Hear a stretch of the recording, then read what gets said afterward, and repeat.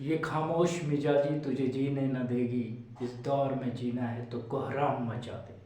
Hi viewers, welcome to my YouTube channel and I am Rajan Singh and you are watching English with Rajendra sir, and today's topic of discussion is past tense.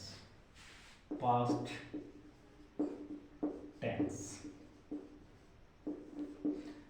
Past tense में हमारे चार भागों को हम इसके discuss करेंगे। Indefinite, net, तो पहला आ जाएगा पास्ट इंडेफिनिट टेंस, जिसको हम सिंपल पास्ट भी कहते हैं, सिंपल पास्ट टेंस भी कहते हैं।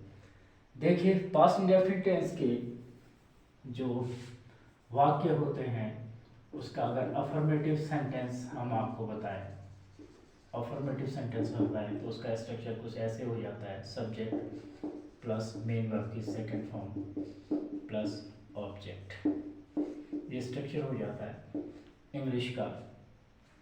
और जो पास्ट इंडेफिनिट है उसके हिंदी के वाक्यों के अंत में आ,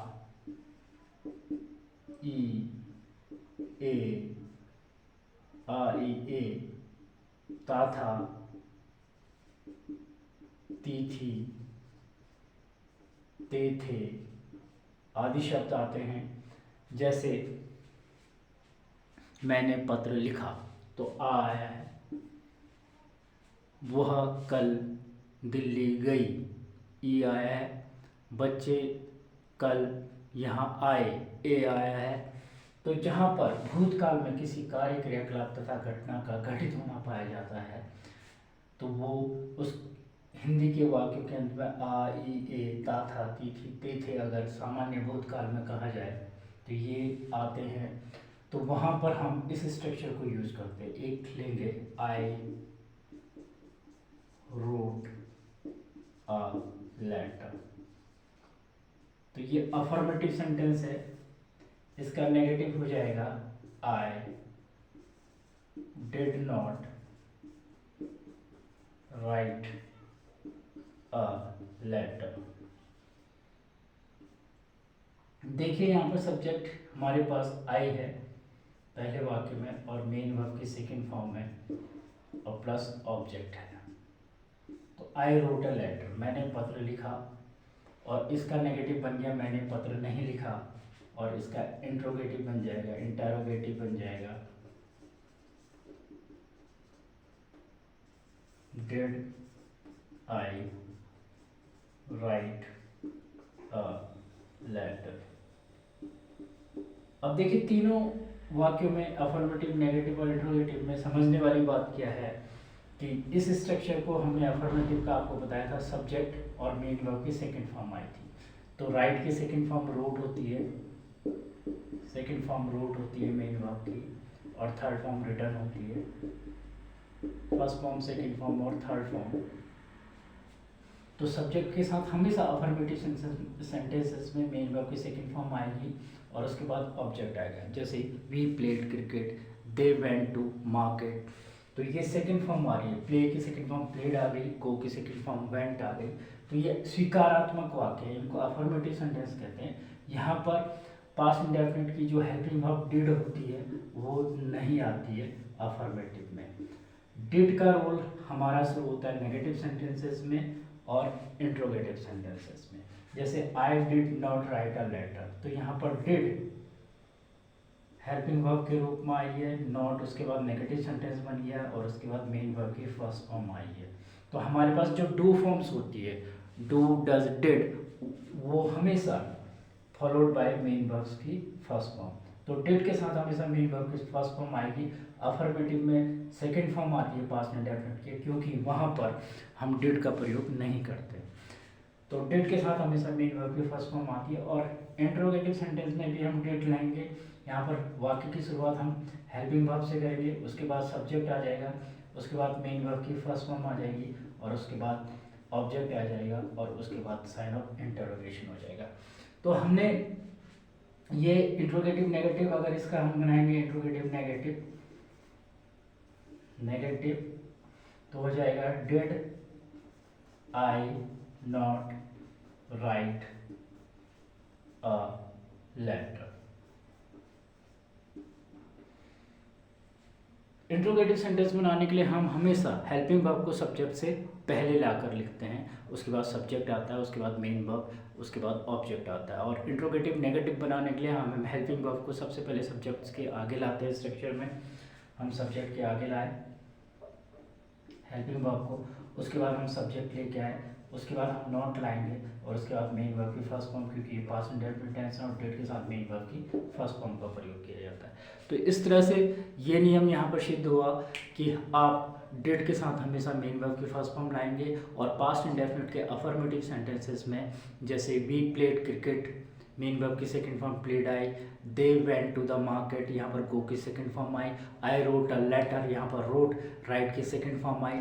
तो अफर्मेटिव सेंटेंसेस में स्वीकारात्मक वाक्यों में हम सीधे सब्जेक्ट प्लस मेन वर्ब की सेकंड फॉर्म प्लस ऑब्जेक्ट लाते हैं। जो भी भूतकाल में हम सकारात्मक रूप से पास्ट इंडेफिनिट टेंस में कार्य करते हैं उसमें हम हेल्पिंग वर्ब का प्रयोग नहीं करते हैं। हेल्पिंग वर्ब हमारी आती है नेगेटिव और इंट्रोगेटिव सेंटेंसेस में। नेगेटिव सेंटेंसेस में हेल्पिंग वर्ब सब्जेक्ट के तुरंत बाद आती है और उसके बाद नॉट आता है और not is always followed by main verb first form और डिड के साथ, क्योंकि ये डू डज डिड विल शैल ये हमारी इंडेफिनिट में मेन वर्ब की फर्स्ट फॉर्म का हम यहाँ पर प्रयोग करते हैं डू फॉर्म्स के साथ, तो ये नियम यहाँ पर सिद्ध हुआ। तो आप हमेशा I did not write a letter, did के बाद हमेशा राइट लाएंगे अर्थात मेन वर्ब की फर्स्ट फॉर्म लाएंगे हमेशा।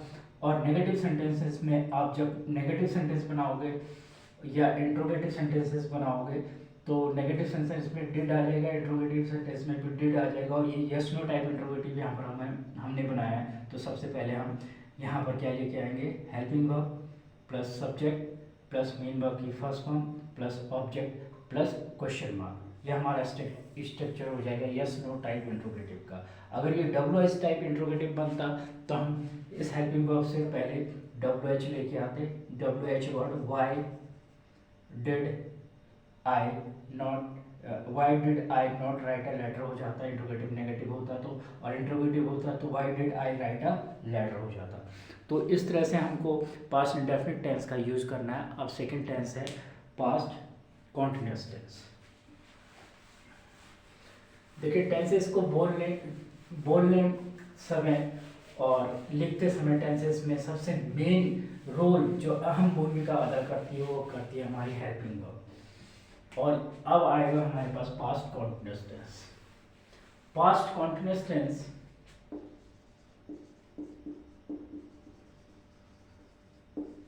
देखिए कॉन्टिन्यूअस शब्द को सुनते ही हम रहा, रही, रहे, रहा था, रही थी, रहे थे, ये शब्द अगर क्रिया के अंत में आए तो वो पास्ट कॉन्टिन्यूअस टेंस हो जाएगा। अब ये कॉन्टिन्यूअस का मतलब ही मेन वर्ब की फर्स्ट फॉर्म में आईएनजी होता है। ये 6 स्थान पर कॉन्टिन्यूअस हमारे पास आता है। एक तो परफेक्ट कॉन्टिन्यूअस में present perfect continuous, past perfect continuous और future perfect continuous, present continuous, past continuous और फ्यूचर कॉन्टिन्यूअस पे। तो यहाँ पर मेन वर्ब की फर्स्ट फॉर्म में आईएनजी जोड़ देते हैं। अब मेन जो हेल्पिंग वर्ब हमारे पास है पास्ट कॉन्टिन्यूअस टेंस की वो है was तथा were। अब देखिए was का प्रयोग हम जब करते हैं तो एक वाक्य को हम ले लेते हैं पहले, he was singing a song। तो यहाँ पर हम was को लाए हैं तो was का प्रयोग he, she, it किसी के नाम और सिंगुलर सब्जेक्ट के साथ, सिंगुलर सब्जेक्ट के साथ और आई के साथ भी was का हम प्रयोग करेंगे। तो आई, ही, शी, इट, नेम और सिंगुलर सब्जेक्ट के साथ हम was का प्रयोग करेंगे पास्ट कॉन्टिन्यूअस टेंस में। तो यहाँ पर हमने was का प्रयोग किया, he was singing a song। अगर इसका नेगेटिव हम बनाएंगे तो हो जाएगा he was not singing a song। Interrogative बनाएंगे तो was he singing a song। Interrogative से नेगेटिव बनाएंगे तो was he not singing a song हमारे पास हो जाएगा। तो ये हमने was के यूज़ को बताया आपको। पास्ट कॉन्टिन्यूअस टेंस में वॉज का प्रयोग जो होगा आई, ही, शी, इट और किसी व्यक्ति का नाम या सिंगुलर सब्जेक्ट के साथ हम वॉज का प्रयोग करेंगे। ये हमको बहुत ज़्यादा जानना आवश्यक है। पास्ट कॉन्टिन्यूअस टेंस की सहायक क्रियाएं जो होती हैं हेल्पिंग वर्ब्स जिन्हें हम कहेंगे वो वॉज और वर होती हैं। वॉज का प्रयोग आई, ही, शी, इट नेम और सिंगुलर सब्जेक्ट के साथ किया जाता है। और कुछ कंडीशनल सेंटेंसेस होते हैं तो वहाँ पर ही, शी, इट और नेम और सिंगुलर सब्जेक्ट के साथ भी if I were you, if I were that, तो ये सब चीज़ें वहाँ पर वर आ जाता है, लेकिन वो कंडीशनल सेंटेंसेस होते हैं तो उसको अभी हम नहीं पढ़ाएंगे। We are talking about the tenses. अब देखिए एक वर वाला हम वाक्य लेके देखते हैं।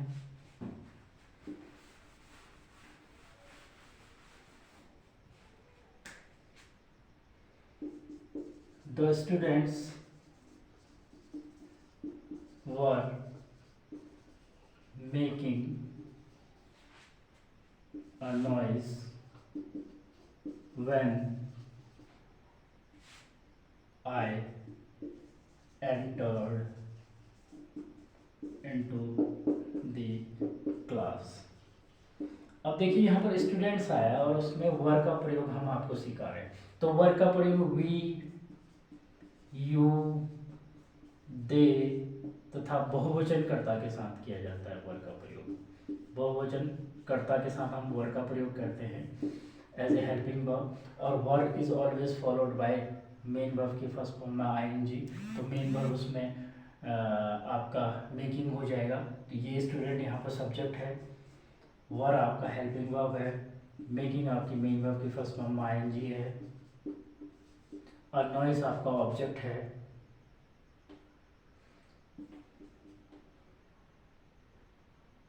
ऑब्जेक्ट है ये वैन से टाइम क्लाउज बन रहा है, दूसरा प्रिंसिपल क्लाउज। और आई आपका फिर दूसरे क्लाउज में सब्जेक्ट है। एंटर्ड मेन वर्ब की सेकंड फॉर्म में पास्ट इंडेफिनिट टेंस यूज हुआ है इस क्लाउज में। और इनटू द क्लास आपका ऑब्जेक्ट कॉम्प्लीमेंट है। तो इस तरह से हम पास्ट कॉन्टिन्यूअस टेंस में वर का प्रयोग करते हैं। वर का प्रयोग हम वी, यू, दे तथा बहुवचन कर्ता के साथ करते हैं। तो the students were making a noise when I entered into the class, ये अफर्मेटिव सेंटेंस हो गया। और नेगेटिव हो जाएगा the students were not making a noise when I entered into the class. और इसका इंट्रोगेटिव हो जाएगा were the students making a noise when I entered into the class. और इंट्रोगेटिव नेगेटिव हो जाएगा were the students not making a noise when I entered into the class. तो ये हमारा पास्ट टेंस का पास्ट कॉन्टिन्यूअस टेंस भी clear हुआ।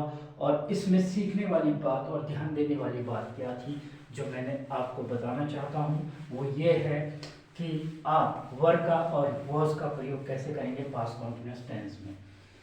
तो यहाँ पर से जो हमने सीखा वो ये सीखा कि हेल्पिंग वर्ब की वॉज और वर होगी। पास्ट कॉन्टिन्यूअस टेंस की वॉज का प्रयोग आई, ही, शी, इट तथा नेम और एक वचनकर्ता के साथ, वचनकर्ता सिंगुलर सब्जेक्ट के साथ हम वॉज का प्रयोग करेंगे पास्ट कॉन्टिन्यूअस टेंस में। और वर का प्रयोग हम जो करेंगे वी, यू, दे तथा बहुवचनकर्ता के साथ, बहुवचनकर्ता के साथ हम वर का प्रयोग करेंगे। और मेन वर्ब जो होगी, क्योंकि ये कॉन्टिन्यूअस है तो हमेशा मेन वर्ब की फर्स्ट फॉर्म में हम आईएनजी जोड़ेंगे, जिसको हम प्रेजेंट पार्टिसिपल फॉर्म भी कहते हैं। अब देखिए इसे, अब इसका जो स्ट्रक्चर हो जाएगा पास्ट कॉन्टिन्यूअस टेंस का, वो हो जाएगा subject plus helping verb plus main verb की फर्स्ट फॉर्म में आईएनजी प्लस ऑब्जेक्ट। और ये हेल्पिंग वर्ब वॉज और वर होगी। जैसे the children were playing cricket, I was going to market when I met him. और आपके इस प्रकार के जो सेंटेंसेस होंगे, the writer was writing a book, he was going to market, she was singing a song, all these kind of the sentences where past continuous tense will be used, we will use was and were as a helping verb, and these verbs will be followed by main verbs first form plus ing. So very simple. Now the next tense is past perfect tense.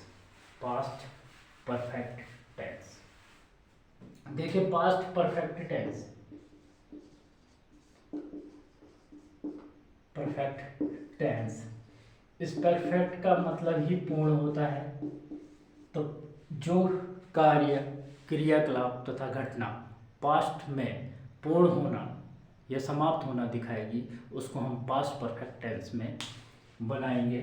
और इसका जो helping verb होती है सभी कर्ताओं के साथ, सभी कर्ताओं के साथ। जैसे पास्ट इंडेफिनिट टेंस में सभी कर्ताओं के साथ हमने डिड का प्रयोग किया, तो वैसे ही आपके पास्ट परफेक्ट टेंस में सभी कर्ता के साथ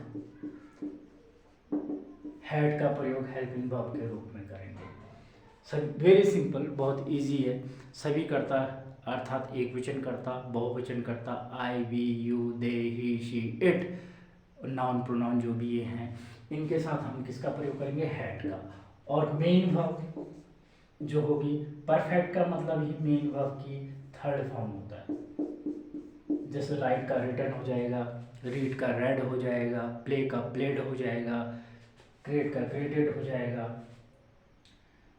स्पीक का स्पोकन हो जाएगा, स्टील का स्टोलन हो जाएगा। तो ये मेन वर्ब की जो थर्ड फॉर्म्स होंगी, इसकी लिस्ट आप अपने बनाकर याद इसे कर सकते हैं ताकि आप इनका यूज़ प्रॉपरली कर पाएँ। अब देखिए इसका जो स्ट्रक्चर हो जाएगा, subject plus had plus main verb की थर्ड फॉर्म प्लस ऑब्जेक्ट आ जाएगा। ये हमारे पास्ट टेंस का, पास्ट परफेक्ट टेंस का स्ट्रक्चर हो जाएगा। अब एक सेंटेंस लेके देखते हैं कि किस प्रकार से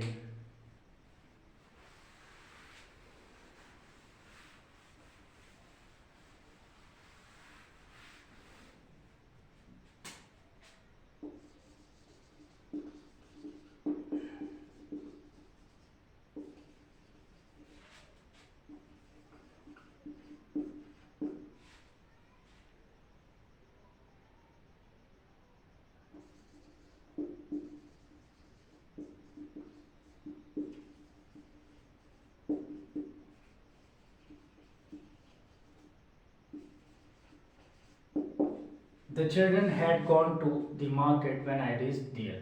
तो children यहाँ पर सब्जेक्ट है, had यहाँ पर main verb, sorry helping verb है, और मेन वर्ब की थर्ड फॉर्म गॉन है, गो, वेंट, गॉन।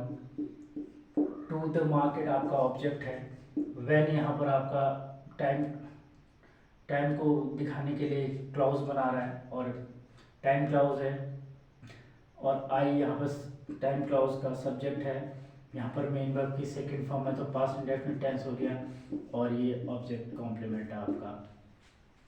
तो देखिए very simple, the children had gone to the market when I entered, when I reached there, तो इसका अफर्मेटिव सेंटेंस हो गया। नेगेटिव हो जाएगा, the children had not gone to the market when I reached there, और interrogative हो जाएगा, had the children gone to the market when I reached there. तो वेरी सिंपल है, आपको स्ट्रक्चर के अनुसार हमने सभी कर्ताओं के साथ हैड का प्रयोग करना है पास्ट परफेक्ट टेंस में, और उसके बाद ऑब्जेक्ट लाना है, हमने मेन वर्ब की थर्ड फॉर्म का प्रयोग करना है। जैसे एक वाक्य हम और करते हैं,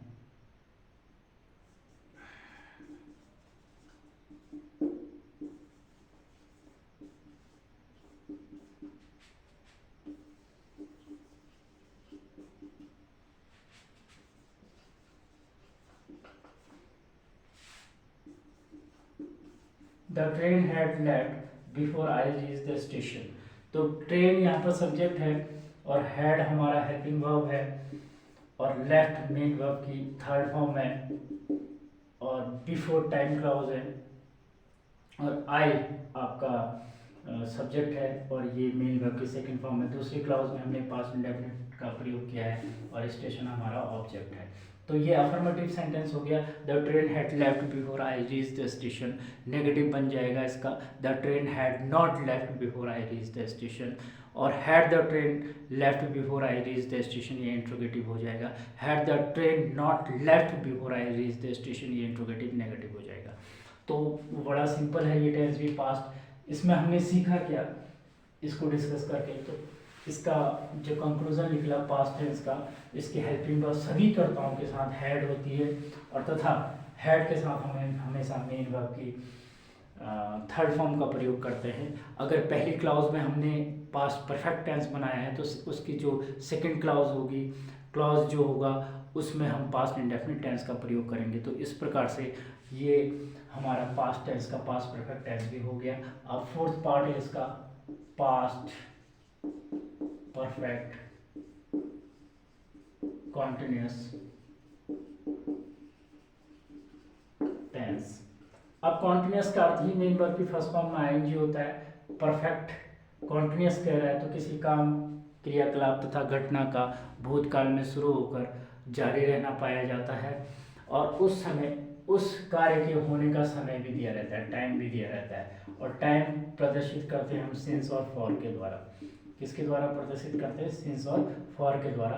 तो अब इस let's discuss the structure of past perfect continuous tense. तो सब्जेक्ट हो जाएगा plus helping verb had been सभी कर्ताओं के साथ हो जाएगी, प्लस मेन वर्ब की फर्स्ट फॉर्म में आईएनजी हो जाएगा, प्लस ऑब्जेक्ट प्लस सिंस या for plus time.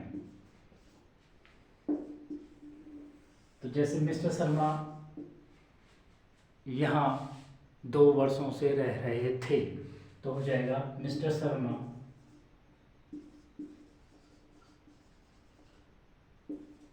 had been living here for 2 years। ये अफर्मेटिव सेंटेंस बन गया पास्ट परफेक्ट कॉन्टिन्यूअस टेंस का। और मिस्टर शर्मा इसमें सब्जेक्ट आ गए, हैड बीन हमारी हेल्पिंग वर्ब आ गई, मेन वर्ब की फर्स्ट फॉर्म में लीव में लिविंग हो गया, आईएनजी लग गया, हियर आपका ऑब्जेक्ट कॉम्प्लीमेंट हो गया, फॉर आपका सिंस या फॉर में फॉर, क्योंकि ये पीरियड ऑफ टाइम है 2 इयर्स। कोई सन होता यहाँ पर 2001 होता तो सिंस आता, 2010 होता तो सिंस आता, लेकिन यहाँ पर 2 साल का अवधि है तो 2 इयर्स हमारे पास टाइम हो गया। तो हो गया mister Sharma had been living here for 2 years, ये पास्ट परफेक्ट कॉन्टिन्यूअस टेंस में हो गया। अगर इसका नेगेटिव बनाएंगे तो mister Sharma had not been, not इन दोनों के बीच में आएगा, had not been living here for 2 years. और इंट्रोगेटिव सेंटेंस बनाएंगे तो ये हैड आपके सब्जेक्ट से पहले आ जाएगा, had mister Sharma been living here for 2 years. तो इस प्रकार से हमने पास्ट परफेक्ट कॉन्टिन्यूअस टेंस को डिस्कस किया। अब पास्ट परफेक्ट कॉन्टिन्यूअस टेंस में हम सीखे क्या, हमारी ध्यान देने वाली बात क्या है? 2 चीज़ें बड़ी ध्यान देने वाली हैं इसमें, एक तो हेल्पिंग वर्ब और दूसरा सिंस और फॉर का प्रयोग। जो पास्ट परफेक्ट कॉन्टिन्यूअस टेंस है इसमें सभी कर्ताओं के साथ हैड बीन सहायक क्रिया का प्रयोग हम करते हैं, और मेन वर्ब की फर्स्ट फॉर्म में आईएनजी लगाते हैं इसमें, और साथ ही साथ निश्चित समय के लिए सिंस और अनिश्चित समय के लिए हम फॉर का प्रयोग करते हैं। तो it was all about past perfect continuous tense, और होपफुली आपको सब कुछ समझ आ गया होगा। अगर आपको इससे रिलेटेड, इस टेंस से रिलेटेड कोई भी क्वेरी है, you can write in the comment section, or if you are liking these kind of videos so please do subscribe, like and comment in the comment section, and don't forget to hit the bell icon so that you could be able to get the notifications on my new or coming videos. Till then, goodbye, namaskar, namaste, alvida, jai hind, jai bharat।